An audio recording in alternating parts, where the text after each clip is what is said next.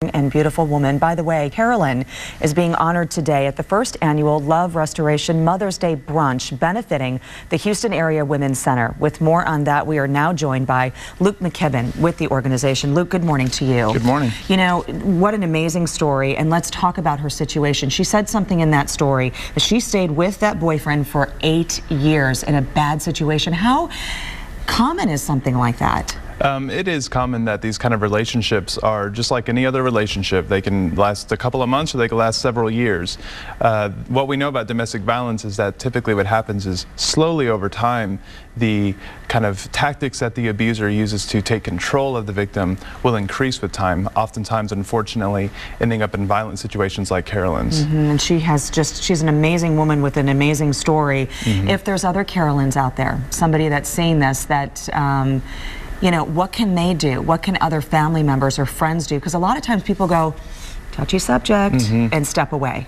A lot of people don't want to talk about domestic violence. It's kind of a taboo subject, but the important thing is to look at Carolyn's story as a symbol of how much hope and how much positive things can come from just coming forward and telling your story. So to all the Carolyns who are out there, I would say telling your story, coming out, breaking the silence, so to speak, will have tremendous benefits, not only for you, but potentially for other survivors who are out there.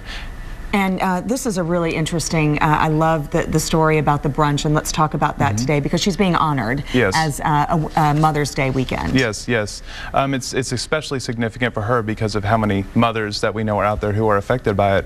But in Carolyn's story herself, I heard her talk about how her mother was just such a positive person who was an unfortunate, you know, victim of this crime, domestic violence. Right, and it's not an easy process just to walk away. I mean, it continues after that once the woman is removed from that situation. Is that right? I mean, there's a long process of recovery. Yes, there's a long process of recovery, and sometimes just leaving the abuse, the abuser is still going to, you know, stalk the victim and commit other acts of intimidation and violence against them. So it's a long process, but that's exactly why the Houston Area Women's Center is there, to help people. And I know too that the statistics show that it usually takes a couple of times to really walk away from it, right? Yes, absolutely. Every time the person leaves, they get a little stronger, and a lot of times it's because they're working with an agency like ours who has the tools to help them to make it safe. And let's talk about the agency as well. What kind of services do you offer? We have an emergency shelter. We offer counseling, advocacy. We'll go to court with you. We'll hold your hand in the court process. We'll go to the hospital with you. We'll do pretty much anything to help somebody who's in a domestic violence situation. And really all you have to do is make the phone call, is that right? Or Absolutely. Even a friend or a family member can make it? Absolutely. You make the phone call, friend or family member, call the Women's Center, and we will talk to you. We'll figure out what's going on with your situation, and we'll do whatever we can to best help you.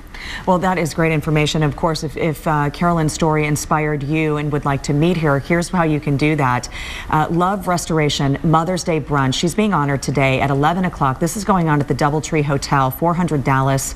If you need help or know someone who does, contact the center's domestic violence 24-hour hotline.